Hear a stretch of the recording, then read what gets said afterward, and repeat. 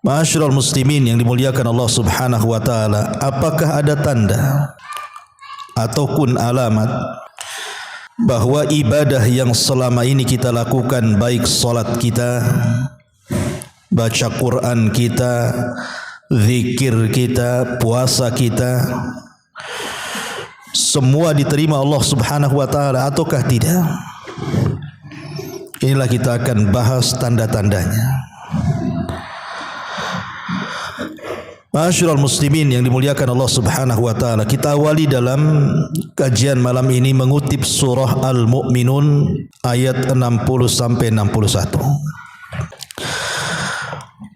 Allah Subhanahu wa taala berfirman, "Walladzina yu'tuna ma ataw wa qulubuhum wajilatun annahum ila rabbihim raji'un. Ulaika yusari'una fil khairati wa hum laha sabiqun." Dan orang-orang yang memberikan apa yang telah mereka berikan dengan hati yang takut, karena mereka tahu bahawa sesungguhnya mereka akan kembali kepada Rabb mereka. Mereka itulah orang-orang yang bersegera untuk mendapatkan kebaikan-kebaikan, dan merekalah orang-orang yang segera akan memperolehnya. Al-Imam Ahmad dan juga Tirmidzi serta Imam Ibnu Majah meriwayatkan tentang asbab nuzul daripada surah Al-Mu'minun 60 sampai 61 ini. Dari Aisyah radhiyallahu anha, dia mengatakan, "Qultu ya Rasulullah,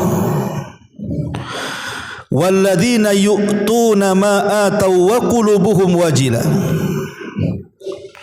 ahuwa alladhi yazni, ahuwa alladhi yashrik, ahuwa alladhi yashrabul khamra?" Qala la, ya binta Abi Bakrin wa ya binta Siddiq, walakinnahu ar-rajul yasumu wa yatasaddaq wa yusalli wa huwa yakhafu alla yataqabbala minhu. Imam Ahmad dan juga Tirmidzi serta Imam Ibnu Majah meriwayatkan hadis, dan hadis ini disahihkan oleh Syekh Albani rahimahullahu taala. Dari Aisyah radhiyallahu anha ummul mukminin, dia mengatakan, "Ya Rasulullah, siapakah yang dimaksud ayat ini? Walladzina yu'tuna ma atau wa qulubuhum wajilah." Dan orang-orang yang memberikan apa yang telah mereka berikan dengan hati yang penuh dengan takut. Siapa mereka? Apakah mereka orang yang dulunya pezinah kemudian tobat dan takut? Ataukah dulunya dia seorang pencuri kemudian tobat kemudian merasa takut? Ataukah yang dulunya penggemar minum khamar kemudian tobat kemudian takut? Maka Rasul mengatakan, bukan itu maksudnya wahai puteri dari Abu Bakar. Akan tetapi ayat itu adalah seorang laki-laki yang berpuasa, yang bersedekah, yang salat, tetapi mereka takut kalau seandainya ibadah-ibadahnya tidak diterima Allah Subhanahu wa taala. Ma'asyiral muslimin yang dimuliakan Allah Subhanahu wa taala, lihat bagaimana Nabi SAW menjelaskan kepada Aisyah radhiyallahu anha tentang surah Al-Mu'minin 60 ini, bahwa orang-orang yang takut itu bukan yang dulunya ahli maksiat kemudian bertobat, kemudian dia takut kalau seandainya tobatnya tidak diterima. Bukan itu maksudnya. Tetapi maksudnya adalah orang yang beribadah seperti puasa, sedekah, salat, kemudian dia takut jangan-jangan ibadahnya tidak diterima. Ini yang kita takutkan. Yang kita takutkan itu ini. Karena Allah Subhanahu wa taala mengatakan dalam surah Al-Kahfi ayat 103, "Qul hal nunabbiukum bil akhsarina a'mala alladzina dhalla sa'yuhum fil hayatid dunya wa hum yahsabuna annahum yuhsinuna sun'a. Maukah kuhabarkan kepada kalian, kata Allah, serugi-ruginya amalan. Mereka lah orang-orang yang percuma usaha mereka dalam kehidupan dunia, tapi mereka masih menyangka saja mereka masih berbuat kebaikan. Jangan sampai kemudian kita merasa kita sudah salat, sudah puasa, sudah beribadah, rupanya itu semua ditolak dan tidak diterima.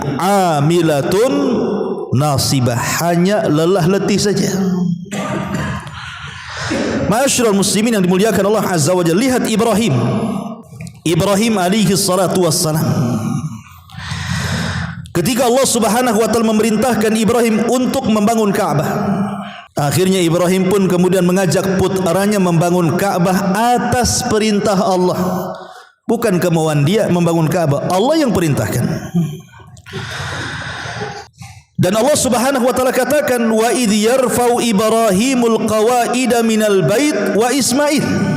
Dan ingatlah ketika Ibrahim dan juga Ismail meninggikan Ka'bah. Artinya Allah perintahkan Ibrahim untuk membangun Ka'bah. Setelah diperintahkan, Ibrahim melaksanakannya. Dibangunlah Ka'bah dengan Ismail. Setelah kemudian Ka'bah selesai, maka Ibrahim alaihi salatu wassalam pun mengatakan, Rabbana taqabbal minna. Ya Allah, terimalah amalan kami ini. Innaka antas sami'ul alim. Karena engkau zat yang maha mendengar lagi maha mengetahui.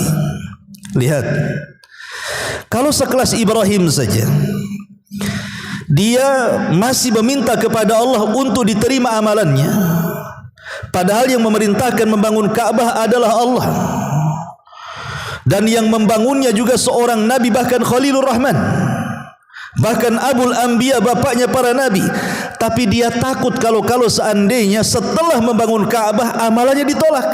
Makanya dia mengatakan, Rabbana taqabbal minna. Ya Allah, terimalah amalanku.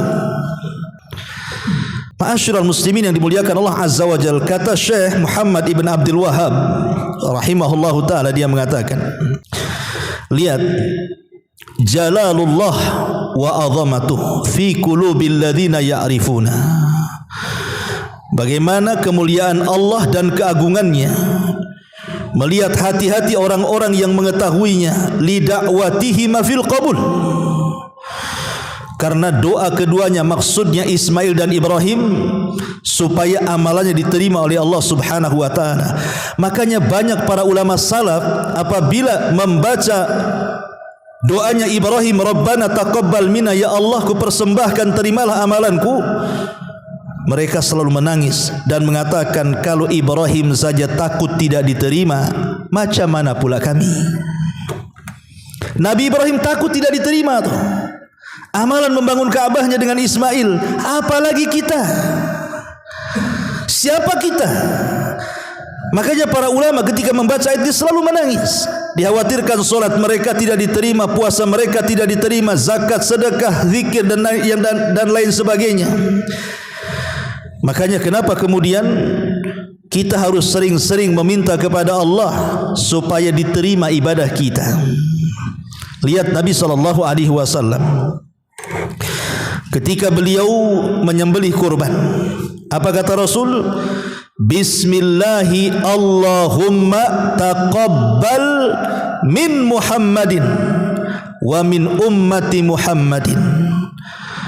Bismillah, dengan menyebut nama Allah, ya Allah, terimalah kurban ini dari Muhammad dan untuk umat Muhammad. Nabi saja meminta kepada Allah untuk diterima. Ma'asyiral muslimin yang dimuliakan Allah Azza wa Jalla. Makanya kalau kita lihat perkataan para sahabat seperti Ali bin Abi Thalib radhiyallahu anhu mengatakan, kunu liqabulil amali asyad ihtimaman minkum bil amali. Kata Ali radhiyallahu an, sebaiknya kalian harus memikirkan bahwa diterima amal di sisi Allah itu lebih dahsyat dibandingkan amalan itu sendiri. Pikirkan, bukan dipikir, bukan mikir amalannya, tapi pikirkan apakah amalan diterima atau tidak. Karena itu yang paling penting. Orang beramal bisa saja dari pagi, siang, sore, malam bisa orang beramal. Tapi apakah kemudian amalan diterima atau tidak? Makanya memikirkan amalan itu diterima jauh lebih dahsyat dibandingkan memikirkan amalan itu sendiri. Makanya Abi Dzar Al-Ghifari radhiyallahu anhu mengatakan, la an astaykina anna Allah qad taqabbala li salatun wahidatun ahabbu ilayya minad dunya wa ma fiha. Subhanallah. Kalau aku yakin, kata Abu Dzar Al-Ghifari, Allah terima walaupun satu kali solatku saja. Aku tahu nih, umpamanya seumur hidup ini entah berapa ribu kali saya solat, tapi mungkin satu kali solat aku tahu ini yang diterima. Kata Abi Dzar Al-Ghifari radhiyallahu mengatakan, itu lebih aku cintai dibandingkan dunia dan isinya. Itu lebih aku cintai dibandingkan dunia dan isinya. Kenapa? Karena Allah berfirman, innama yataqabbalullahu minal muttaqin. Karena Allah hanya menerima ibadah itu dari orang-orang yang bertakwa. Ketika kita tahu amalan kita diterima, berarti Allah menganggap kita ini orang yang bertakwa. Kalau kita tidak tahu, berarti masih memungkinkan takwa, masih mungkin kita tidak takwa. Tapi kalau kita tahu Allah Subhanahu wa taala menerima ibadah kita, secara otomatis berarti Allah menganggap kita ini minal muttaqin, orang yang bertakwa. Inilah yang kemudian dikhawatirkan para ulama salaf, dan hal yang senada juga diucapkan Ibnu Umar radhiyallahu anhuma, "Lau alimtu anna Allah taqabbala minni sajdatun wahidah." Kalau Allah tahu, kalau aku tahu Allah menerima satu sujudku saja, kemudian dia mengatakan, maka aku lebih senang dan aku siap untuk mati. Kalau aku tahu satu sujudku saja diterima, aku sudah siap mati. Kenapa? Karena Allah sudah menganggap kita ini orang bertakwa, dan surga hanya diperuntukkan untuk orang-orang yang bertakwa. Makanya kalau kita lihat, bukan hanya perkataan para sahabat, lihat perkataan para tabi'in. Seperti yang dikatakan Imam Malik ibn Dinar rahimahullahu taala, al-khawfu 'alal amal alla yuqbal asyad minal amal. Hendaklah perasaan memperbaiki ibadah kita. Kalau tidak itu, maka tidak akan pernah berkualitas ibadah kita. Ya gitu-gitu saja ibadahnya, karena tidak terpikir oleh kita apakah diterima atau tidak. Ma'asyiral muslimin yang dimuliakan Allah Azza wa Jalla, tentu kalau bicara soal qabuli ta'ah, bahwa amalan ini diterima oleh Allah Azza wa Jalla atau tidak, itu ada syarat dan alamat. Ada syarat dan alamat. Adapun syarat maklum, sesuatu yang sudah jelas, yang sering kita jelaskan, bahwa syarat diterima amal itu dua. Pertama, dibangun di atas keikhlasan kepada Allah Azza wa Jalla. Yang kedua, dibangun di atas ittiba, mencontoh Nabi SAW. Ini sepakat. Kalau ibadah hanya ikhlas tidak ittiba, maka terjerumus kepada bid'ah. Kalau hanya kemudian ittiba tapi tidak ikhlas, maka terjerumus kepada kesyirikan. Kalau tidak ikhlas dan ittiba, maka terjerumus kepada syirik dan bid'ah.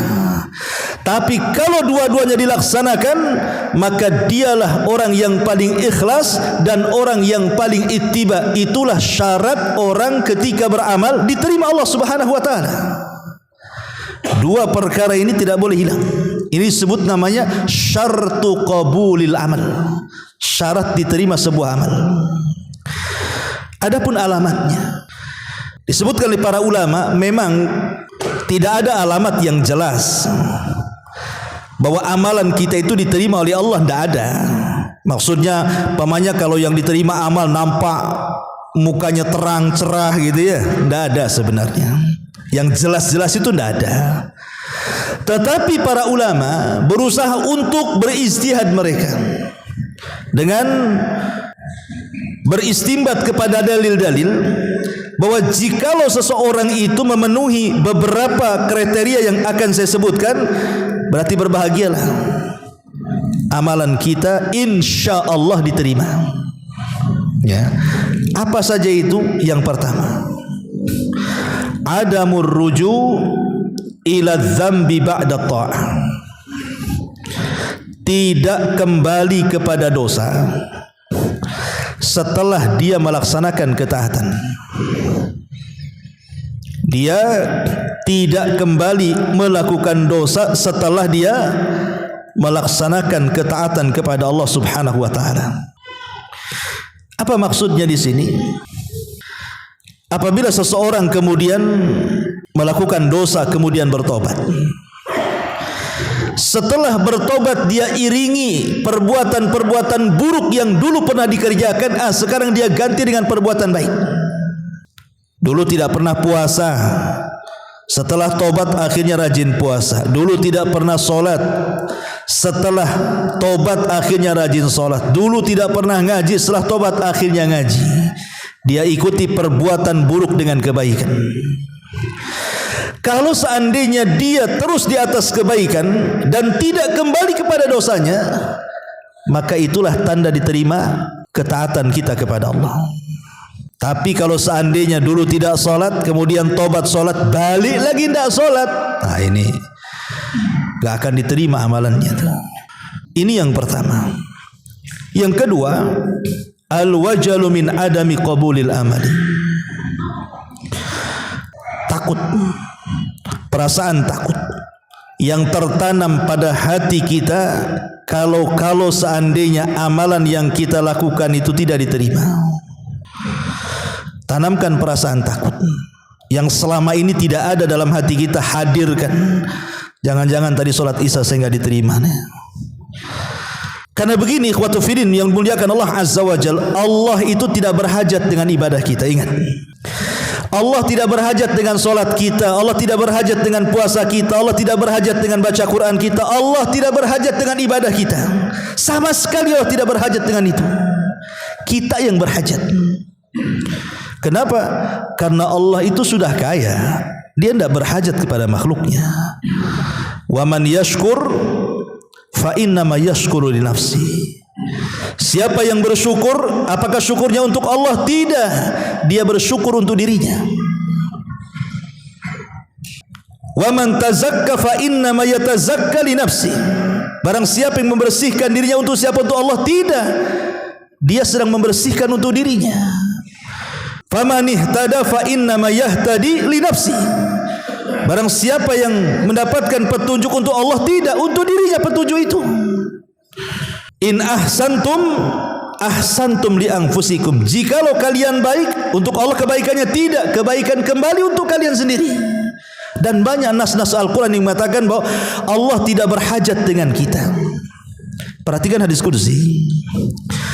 Allah Subhanahu wa taala mengatakan, ya ibadi,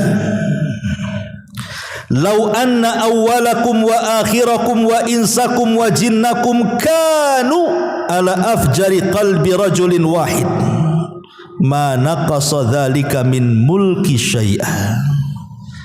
Hei anak Adam, jikalau orang yang awal kalian, orang yang akhir kalian, manusia kalian, jin kalian, mereka bersatu di atas satu hati yang paling jahat. Semua jahat dari awal sampai akhir, manusia dan jinnya. Anggaplah semua jahat, tidak ada yang beriman. Sejak zaman Adam sampai yang terakhir mati, baik manusia atau jinnya, semua jahat. Tidak ada orang baik. Apa kata Allah? Ma naqasa min mulki dzalika syai'. Ma naqasa dzalika min mulki syai'. Itu tidak mengurangi kekuasaanku sedikit pun.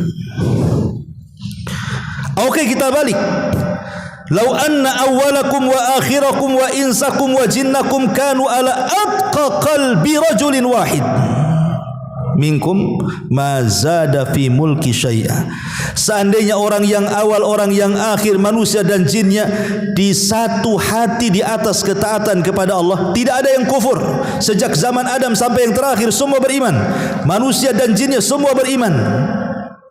menambah kekuasaan Allah? Tidak menambah kekuasaan Allah sedikit pun. Mau satu dunia maksiat tidak mengurangi kekuasaan, mau satu dunia taat tidak juga menambah kekuasaan, karena Allah tidak berhajat dengan kita. Yang ingin saya katakan, kalau Allah kita tahu Allah tidak berhajat dengan kita, maka sudah selayaknya ada perasaan takut dalam hati kita ini. Jangan-jangan ibadah kita nggak diterima karena Allah nggak berhajat dengan ibadah kita kok. Sudah sewajarnya tertanam perasaan jangan-jangan tadi sholat saya nggak diterima pula, karena Allah tidak berhajat dengan kita. Allah Maha Kaya. Kita yang berhajat dengan Allah, lah bentuk hajat kita dengan Allah tertanam perasaan takut jangan-jangan pula ibadah tadi tak diterima. Kalau ada perasaan seperti ini, kata ulama, ketahuilah itulah alamat qabulul amal. Justru itulah alamat amal antum diterima. Ini yang kedua. Yang ketiga, at-taufiq ila a'malin salihatin ba'daha. Mendapatkan taufik untuk terus melahirkan dari satu amalan ke amalan berikutnya. Fa idza faragta fansab. Apabila engkau telah melaksanakan satu ibadah, lekas berganti kepada ibadah yang lainnya. Dari sini Hasan Al-Basri rahimahullahu taala, sayyidut tabi'in, pemimpin para tabi'in, mengatakan apa? Perkataan yang bagus sekali. Beliau mengatakan, inna min jazail hasanati al-hasanatu ba'daha, wa min uqubati sayyi'ati as-sayyi'atu ba'daha. Fa idza qabila Allahu al-'abda fa innahu yuwaffiquhu ila at-tha'ah wa yasrifuhu 'anil ma'siyah. Sesungguhnya balasan kebaikan itu adalah kebaikan yang dilakukan setelahnya, dan hukuman keburukan itu adalah melakukan keburukan setelahnya. Karena apabila Allah menerima amalan seorang hamba, pasti Allah akan berikan taufik dengan diarahkan kepada ketaatan yang melahirkan ketaatan berikutnya. Lihat perkataan beliau.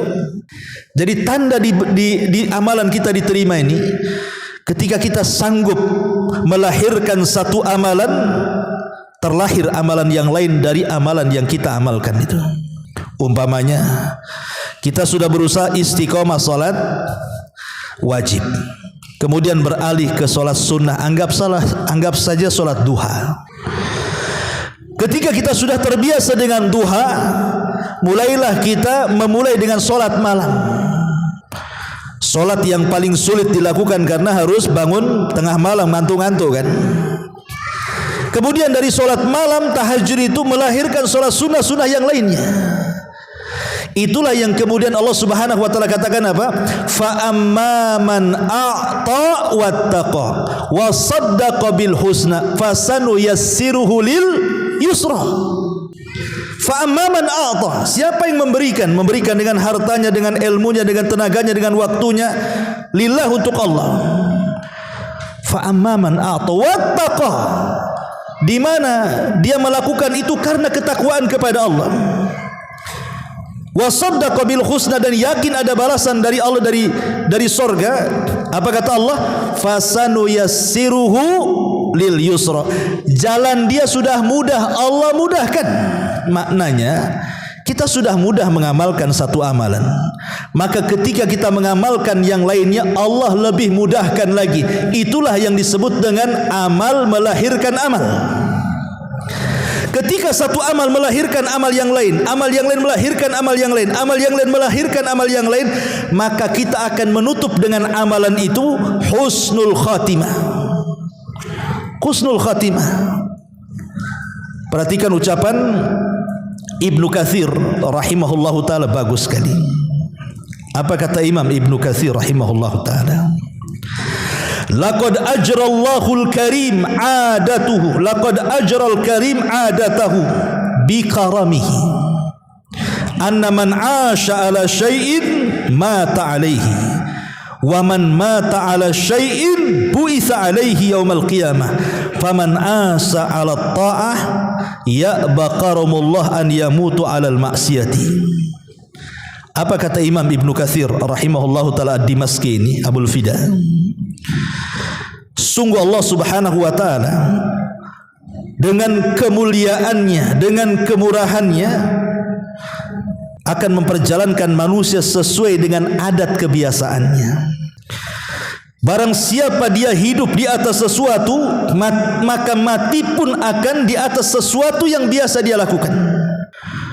Dan barang siapa yang mati di atas sesuatu yang ia lakukan, maka dia akan dibangkitkan pun sama dengan sesuatu yang biasa dia lakukan. Kemudian beliau contohkan, barang siapa yang hidup di atas ketaatan, maka Allah Subhanahu wa taala akan enggan dengan kemurahannya untuk mewafatkan dia di atas kemaksiatan. Dan juga sebaliknya. Artinya di sini Imam Ibnu Katsir ingin katakan bahwa manusia itu akan berjalan sesuai dengan kebiasaan. Lihat orang pikun. Orang pikun itu yang keluar dari lisannya itu adalah kebiasaan dari sebelum pikunnya. Kalau sebelum pikunnya dia suka baca Quran, maka ketika pikun itu pula yang dibaca. Ketika sebelum pikunnya dia memang ucapannya santun, ucapannya bagus, ucapannya indah, maka ketika pikun itu pula yang diucapkan. Tapi kalau sebelum pikunnya dia tidak pernah membaca Quran, yang keluar kalimat-kalimat kotor, kalimat-kalimat maksiat, cacian, makian, gibahan, maka ketika anda pikun itu juga yang keluar dari mulut kita. Itulah yang dikatakan Imam Ibnu Katsir rahimahullahu taala, siapa yang hidup membiasakan maksiat, maka dia akan mati di atas maksiat. Siapa yang mati di atas maksiat, maka dia akan dibangkitkan pun seperti itu. Kemudian beliau mencontohkan bagaimana di zaman Nabi SAW ada seorang laki-laki yang haji. Kemudian saat dia sedang tawaf, jatuhlah dia dari untanya, kemudian meninggal. Kemudian para sahabat mengatakan, apa yang harus dilakukan dengan jasadnya? Maka Nabi SAW kafankan dengan kain ihram yang ada di badannya. Kemudian Rasulullah SAW mengatakan, fa innahu yub'atsu yaumal qiyamati mulabbiya. Karena kelak orang itu nanti pada hari kiamat akan dibangkitkan di hadapan Allah dan dia sedang mentalbiyahkan haji labbaik Allahumma labbaik. Lihat. Tapi kalau seandainya orang mati itu karena di atas kemaksiatan, anggaplah dia bunuh diri, maka dia akan dibangkitkan sedang membunuh dirinya. Dengan cara apa dia membunuh diri ketika di dunia? Ketika dia membunuh diri dengan cara menusuk perutnya dengan pisau, maka dibangkitkan pun sedang menusuk-nusuk pisaunya ke dalam perutnya. Na'udzubillah. Ma'asyiral muslimin yang dimuliakan Allah Subhanahu wa taala, ini yang kedua. Yang ketiga. Yang ketiga ya, taufik ila a'malin salihah. Dia diberikan taufik untuk mengamalkan amalan setelahnya. Itu tanda diterima amal. Jadi kalau seandainya kita ini sudah sholat wajib, kemudian diikuti sholat sunnah, diikuti sholat sunnah lagi, itu tanda sholat wajib kita diterima gitu maksudnya. Karena ada pengikutan ibadah setelahnya. Ini yang ketiga. Yang keempat, istisgharul amali wa adamul ujubi wal ghururi bihi. Kata para ulama, menganggap amalan sebesar apapun kecil di mata dia, dan tidak ada perasaan ujub, tidak pula terperdaya dengan amalannya. Jadi dia merasa semua amal yang dilakukan dia kecil, tidak ada yang besar bagi dia, dan dia tidak ujub dengan amalannya dan tidak tertipu dengan amalannya. Karena banyak orang-orang yang tertipu dengan amalannya kan. Ana udah banyak sholat, udah banyak sedekah, ya, tertipu dengan amalannya. Semua sudah saya lakukan, apalagi ini Ustaz katanya. Saya sholat sudah, puasa sudah, dihitung dia. Itu kan merasa apa? Tertipu dengan amalannya kan. Tetapi tanda diterima amal itu adalah ketika kita tidak merasa besar dengan amalan kita, ketika kita tidak tertipu dengan amalan kita, dan tidak ada ujub dengan amalan kita. Bagi kita amalan besar, amalan kecil sama saja. Itulah kalau sudah perasaan itu yang tertanam, itulah tanda-tanda amalan kita diterima Allah Subhanahu wa taala. Sufyan ibn Uyainah, Imamul Makkah, mengatakan, qala Abu Hazim, menukilkan perkataan Abu Hazim, dia mengatakan, uktum hasanatika ashad mimma taktum sayyiatika. Sembunyikan kebaikan, menyembunyikan kebaikanmu itu lebih dahsyat dibandingkan engkau menyembunyikan keburukanmu. Kalau bisa menyembunyikan kebaikan itu lebih diprioritaskan dibandingkan menyembunyikan keburukan. Sebab keburukan itu secara tabiat memang orang kalau bisa jangan tahu. Tabiat kita sudah ngomong kan gitu. Kalau bisa orang nggak tahu kita maksiat itu, karena terkadang ada maksiat itu membongkar aib kita, malu pula kita jadinya. Karena yang namanya dosa itu kata Rasulullah, mahaka fi sadrik wa karihta an yattali alaihin nas. Namanya dosa itu sesuatu yang kita sembunyikan dalam hati dan kita tidak suka manusia tahu. Itulah makna dosa. Mana dosa itu adalah sesuatu yang kita sembunyikan dan kita benci kalau orang tahu. Makanya kemudian kata Sufyan ibn Uyainah menukilkan perkataan Abu Hazim, menyembunyikan kebaikan itu harus diprioritaskan dibandingkan menyembunyikan keburukan. Karena secara otomatis keburukan itu pasti disembunyikan. Tapi menyembunyikan kebaikan itu bukan perkara mudah. Terkadang ya, sebenarnya sih kebaikan yang antum lakukan itu sudah lama sebenarnya, entah 10 tahun yang silam, 15 tahun yang silam. Mungkin antum sudah lupa, dan itulah amalan ikhlas yang pernah antum lakukan. Tapi terkadang setan datang ngasih was-was. Anggaplah umpamanya antum beritikaf di Masjid Muhajirin ini 5 tahun yang silam, kemudian antum pulang kampung. Enggak pernah cerita-cerita antum itikaf di sini. Kemudian antum balik lagi ke Batam. Setelah 5 tahun datang ke Muhajirin, ngobrol sama kawannya. Iya, anak dulu itikaf juga 5 tahun yang silam. Dikasih tahu pula. Dia sudah tutupi, udah mungkin lupa kan. Itulah setan kadang-kadang. Supaya amalan kita itu tampak di hadapan orang. Itu padahal sudah 5 tahun, bahkan yang 10 tahun pun sama. Itu yang tiang di pojok itu anak juga nyumbang tuh. Padahal udah 10 tahun tuh nyumbangnya. Sebenarnya dia sudah ikhlas, tapi dipancing setan keluar pula rianya. Makanya penting di sini itu karena menganggap apa? Amalan itu besar bagi dia. Makanya diungkapkan jadinya. Ya.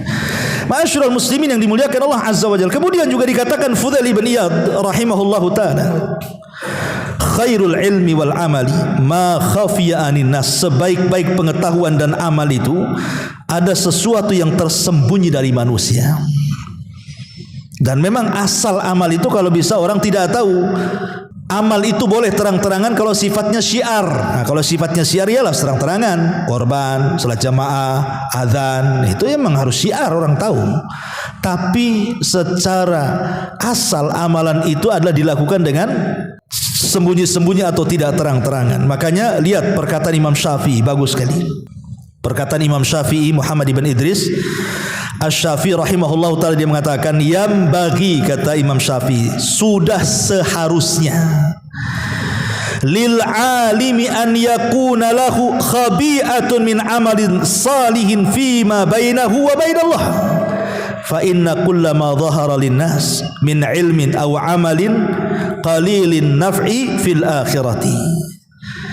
Seharusnya kita ini selaku thalabul ilmi, orang yang paham pengetahuan agama, adalah amalan-amalan itu yang kita sembunyikan antara kita dengan Allah. Kalau bisa, ada amalan-amalan yang orang nggak tahu, istri kita pun tak tahu kalau punya istri, anak pun tak tahu, orang tua pun, yang tahu hanya kita dengan Allah. Hendaknya ada di antara kita itu amalan-amalan yang tersembunyi, yang hanya tahu Allah dengan kita saja. Kenapa demikian?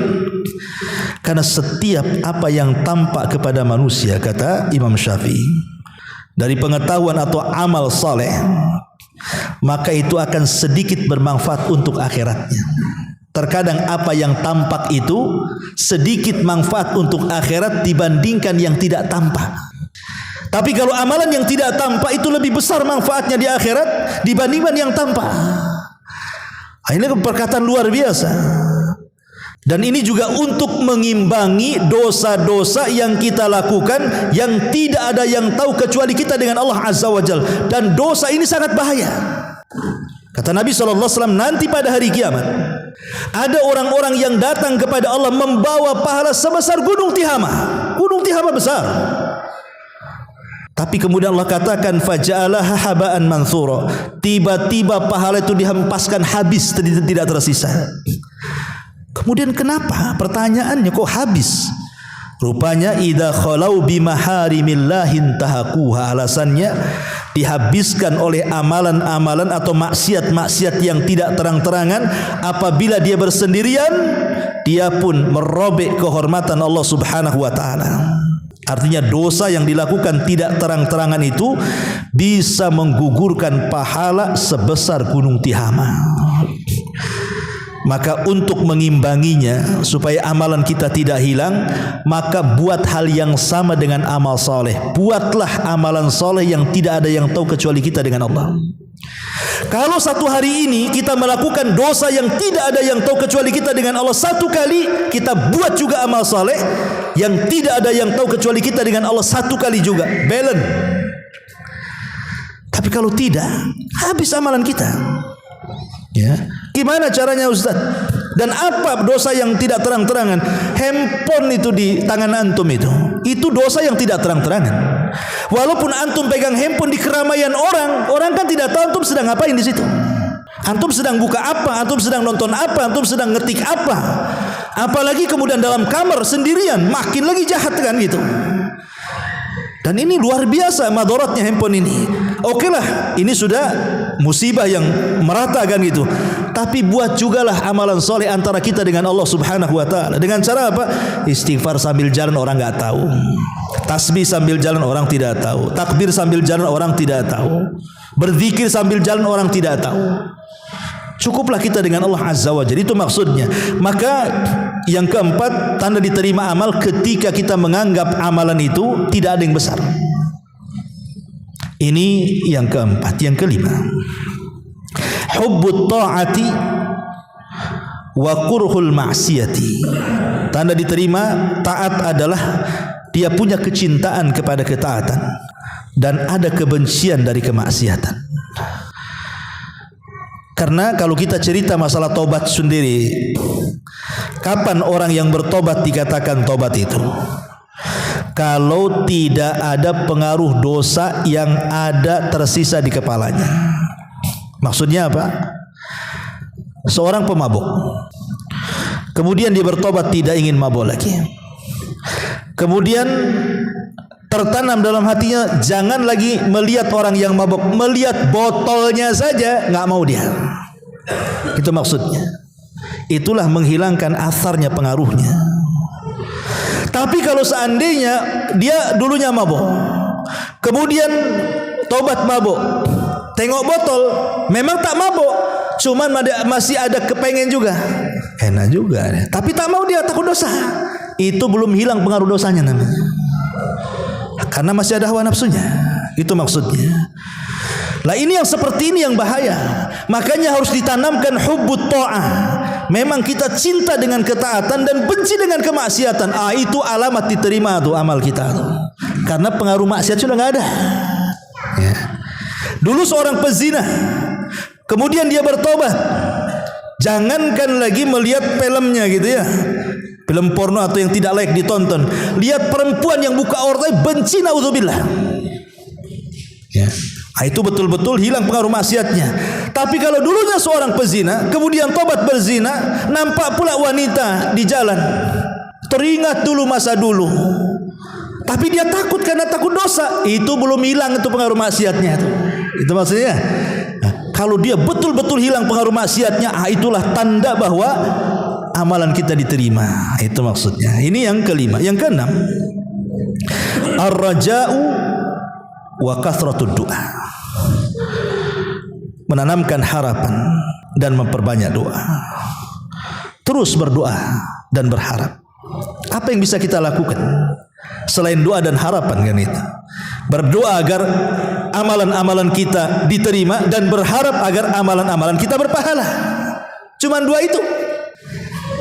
Berdoa agar amalan kita diterima, berharap agar amalan kita berpahala. Kalau itu yang ada pada hati kita, terus berdoa kepada Allah. Makanya para salaf apabila di bulan Ramadan, sebelum Ramadan, 6 bulan sebelum Ramadan, mereka mengatakan, ya Allah pertemukan aku dengan Ramadan. Masuklah mereka di bulan Ramadan. Setelah Ramadan, 6 bulan setelahnya, dari start keluar Ramadan sampai 6 bulan, maka mereka terus mengatakan, ya Allah terimalah Ramadanku, ya Allah terimalah Ramadanku selama 6 bulan. Itu yang dilakukan para salaf. Karena mereka takut kalau seandainya amalan mereka tidak diterima. Ketika ada perasaan kita berdoa kepada Allah, terus meminta agar amalan kita diterima dan ada harapan mudah-mudahan berpahala, maka itu tanda alamat bahwa amalan kita diterima. Kemudian yang nomor 7, at-taisir lit-ta'ati wal ibti'ad anil maksiati. Mudah melakukan ketaatan. Kayaknya mudah sekali. Tidak ada beban karena hatinya insirah, hatinya lapang. Hatinya lapang, enggak ada beban-beban sama sekali dalam melakukan ibadah itu. Contoh namanya salat. Salat ini kan, orang yang salat itu terbagi dua kelompok tuh. Pertama salat karena sebuah kebutuhan, yang kedua salat karena sebuah beban. Karena ada dua orang salat tuh. Memang kebutuhan ataupun memang beban. Bagi yang melakukan solat, antum solat di solat duhur atau solat isya tadi, habis solat isya itu plong rasanya seperti antum bayar hutang. Berarti itu menjadikan solat itu sebagai beban. Ya. Jadi kalau antum selesai solat sama dengan selesai nyaur hutang, berarti solatnya masih dijadikan beban, bukan kebutuhan. Ya. Tapi kalau seandainya habis sholat plong hatinya, bukan karena hilang seperti bayar hutang, tidak. Dia senang sudah melakukan ibadah dan dia menunggu sholat setelah sholat. Kapan lagi ya sholat? Kapan lagi ya sholat? Itu maksudnya. Berarti itulah tanda diterima amalan kita dan ketaatan. Kenapa? Karena Allah memberikan taisir, kemudahan. Kemudahan di dalam beribadah kepada Allah Azza wa Jalla dan menjauhi maksiat. Kemudian yang nomor 8, hubbus salihin wa bughdu ahlil ma'asi. Cinta dengan orang-orang saleh, suka bergaul dengan orang-orang saleh, banyak berinteraksi dengan orang-orang saleh, dan dia benci dengan ahli maksiat. Tak mau dia ketemu, enggak mau bergaul lagi. Lihat aja tak mau. Betul-betul dia hijrah total. Makanya Imam Ahmad ibn Hanbal rahimahullah ta'ala meriwayatkan dari hadis Bara ibn Azib radhiyallahu anhu. Kata Nabi sallallahu alaihi wasallam, inna awthaqa ural iman an tuhibba fillahi wa tubghidha fillah. Sesungguhnya ikatan iman yang paling kuat adalah ketika kita bisa menanamkan cinta karena Allah, benci pula karena Allah. Kalau cinta, cinta karena Allah, benci juga karena Allah. Saya cinta dengan orang-orang saleh itu karena Allah, dan saya benci ahli maksiat juga karena Allah. Bukan benci kepada orangnya, tapi kepada kemaksiatannya yang kita lihat di depan mata. Makanya apa kata Imam Syafi'i rahimahullahu ta'ala, aku melihat orang-orang saleh dan aku bukan bagian dari mereka. Sa'uhibbus salihin walastu minhum. Kata Imam Syafi'i rahimahullah ta'ala, uhibbus salihina walastu minhum, katanya. Aku suka dengan orang-orang soleh, kata Imam Syafi'i, tapi aku bukan bagian dari mereka. Tawadhu. Ya. Apa kata Imam Ahmad dijawab? Tuhibbus salihin wa anta minhum. Engkau cinta dengan orang soleh dan engkau termasuk orang soleh, kata Imam Ahmad. Itu kan guru dan murid itu. Ya. Lihat bagaimana Imam Syafi'i rahimahullah ta'ala, saya cinta dengan orang-orang soleh walaupun saya tidak seperti mereka. Karena kalau tidak cinta dengan orang-orang soleh, cinta sama siapa? Berarti lawannya orang-orang toleh, orang-orang jahat kan gitu. Maka ini tanda diterima amal kita itu kalau tertanam pada hati kita yang bergaul ya dengan orang-orang yang baik saja. Dia nggak mau bergaul dengan orang yang jahat. Nah, ini nomor 8. Nomor 9, kasratul istighfar. Ketika lisannya basah dengan istighfar, terus beristighfar. Walaupun dia tidak merasa berbuat dosa, tidak apa-apa beristighfar saja, karena istighfar itu tidak mesti berbuat dosa. Seperti Nabi SAW beristighfar sehari itu 70 sampai 100 kali. Apa Nabi berbuat dosa? Kan tidak. Bisa saja istighfar itu dalam bentuk tajdidut taubah, pembaharuan tobat. Tapi kalau kita ya sudah jelas banyak dosa. Hari-hari kita ke pasar, hari-hari kita melihat aurat, hari-hari kita melihat handphone, hari-hari juga kita melihat aurat, hari-hari mata kita memandang yang haram. Lisan kita pula tidak mau istighfar. Gimana ceritanya?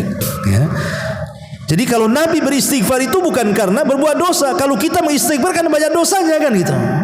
Makanya jangan sampai kemudian kita sakit hati gara-gara tidak bertobat kepada Allah Azza wa Jalla dengan perbanyak istighfar. Dan yang nomor 10, al-mudawamatu 'alal a'mali shalihah.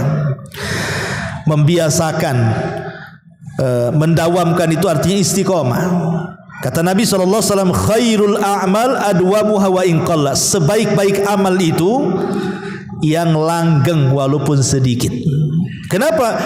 Karena Allah itu tidak bosan untuk menerima ibadah kita. Kita yang bosan ketika beribadah kepada Allah. Makanya kenapa ambil yang sedikit tapi istiqomah?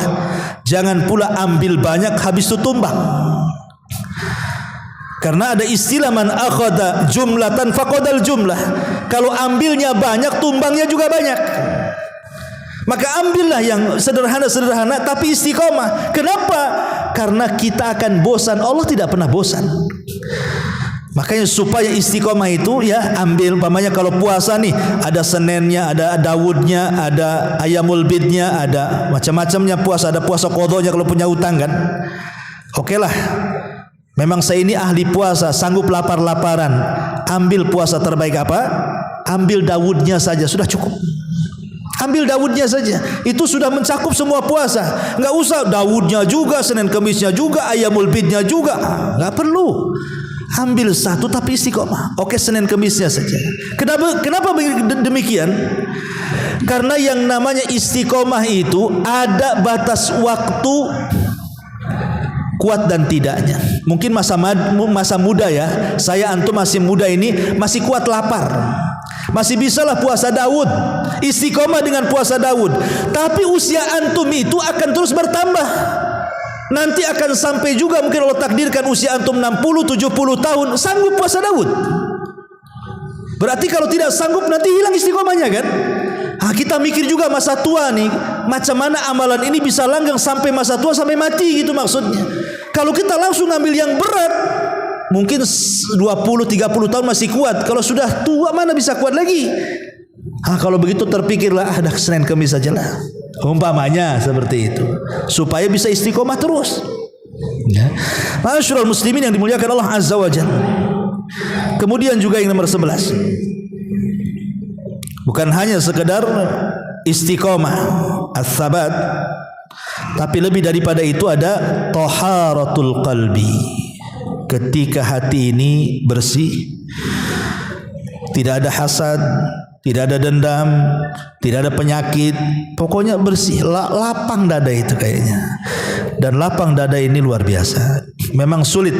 Kalau antum punya mobil ingin bersih, masukkan ke karwas, kinclong. Rumah kotor, sewa pembantu, pel, sebentar saja bersih, bisa ngaca pula kita di keraminya. Apalagi semua benda di depan kita itu bisa dibersihkan. Tapi hati sulit untuk membersihkannya. Membersihkan hati itu bukan seperti membersihkan mobil, membersihkan rumah, membersihkan piring, tidak. Membersihkan hati itu paling sulit. Karena setiap kita bersihkan datang pula lagi kotorannya. Setiap kita bersihkan datang lagi kotorannya. Makanya tajdidul qalbi, memperbaharui hati itu harus terus setiap hari kita lakukan.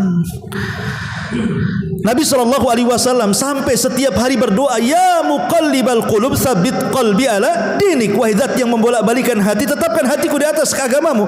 Anas ibn Malik radhiyallahu mengatakan, ya Rasulullah, apakah engkau mengajarkan doa itu untuk umatmu karena engkau takut kepada kami? Kata Rasul, iya, karena hati kalian itu berada di genggaman Ar-Rahman yang sewaktu-waktu Allah bisa memutar balikan sesuai dengan kehendaknya. Namanya hati itu bisa sesat, bisa dapat hidayah. ada futurnya, ada semangatnya. Makanya Rasul mengatakan banyak-banyaklah berdoa seperti ini supaya hati kita itu mantap. Nah, kalau setiap hari kita bersihkan hati itu dari itu semuanya, maka itu tanda-tandanya bahwa ketaatan kita diterima. Kemudian yang nomor 12, tadzkiratul akhirah. Dia selalu ingat akhirat. Yang diingat akhirat saja. Sampai-sampai Aisyah radhiyallahu anha pernah duduk. Kemudian Nabi SAW berbaring di pahanya. Kemudian Nabi SAW ditatap oleh Aisyah mukanya. Tiba-tiba Aisyah menangis dan tetesan air matanya sampai berlabuh di pipi Nabi. Nabi sontak bangun duduk dan memandang Aisyah, kaget. Kemudian mengatakan, wa mayubki walimad dumu, apa yang membuat anda menangis dan kenapa air mata menetes seperti itu wahai Aisyah? Lihat jawaban Aisyah radhiyallahu anha. Dia mengatakan, tadzakkartu yaumal qiyamah. Ketika aku memandang wajahmu, aku teringat dengan hari kiamat. Apa hubungannya? Tadzakkartu yaumal qiyamah, aku ingat hari kiamat. Ya Rasulullah, hal tadhkuru bi ahlika yaumal qiyamah? Apakah engkau akan ingat nanti pada hari kiamat dengan keluargamu wahai Rasul?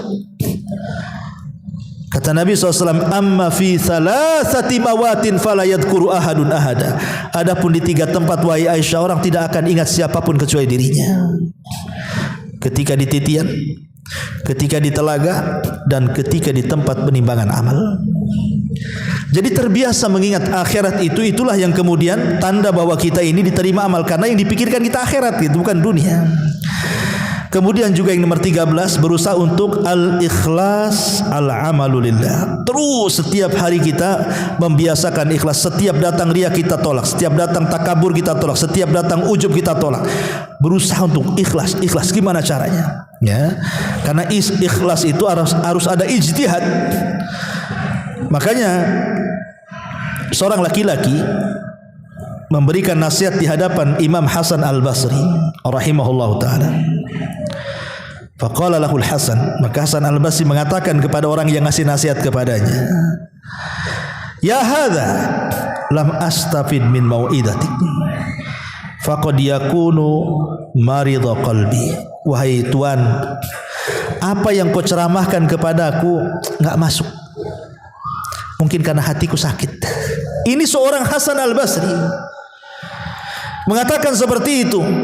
Kayaknya ceramah antum enggak masuk Ustaz ke saya ini, mungkin karena hati saya kotor. Itu maksudnya ya. Begitulah tawadunya Imam Hasan Al-Basri rahimahullahu taala. Dia minta uzur kepada yang menasihatinya. Boleh jadi hatinya banyak kotoran sehingga susah menerima nasihat orang. Seperti itu ya. Kemudian juga yang terakhir tentunya, walaupun masih banyak ya, tapi kita ambil yang terakhir, adalah berusaha untuk as-sabat. As-sabat sebenarnya dengan istiqomah sama aja artinya, tapi as-sabat ini lebih lagi. Di atasnya istiqomah lagi, lebih lagi. Jadi kalau memegang sunnah itu betul-betul memegang seperti di atas bara api gitu, dipegang betul. Mau panas mau tidak dipegang dia. Itulah as-sabat. Dan ini Allah Subhanahu wa taala katakan, innal ladzina qalu rabbunallah tsumma istaqamu tatanazzalu alaihimul malaika alla takhafu wa la tahzanu wa abshiru bil jannati allati kuntum tu'adun. Ma'asyiral muslimin yang dimuliakan Allah Azza wa Jalla, setelah kita tahu uraian sedikit, maka selaku seorang mukmin adalah berusaha untuk memanfaatkan waktu sebaik mungkin. Karena kita tidak tahu amalan kita diterima atau tidak. Tidak ada alamat yang jelas gitu maksudnya kalau amalan kita diterima.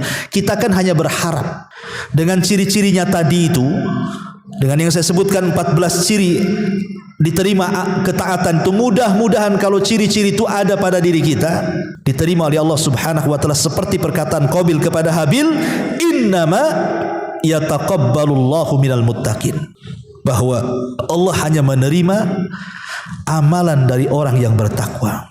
Dan takwa itu di hati, dan ada sifat-sifatnya. Sifat-sifatnya tadi itulah yang disebutkan oleh pengarang di dalam nasihatnya.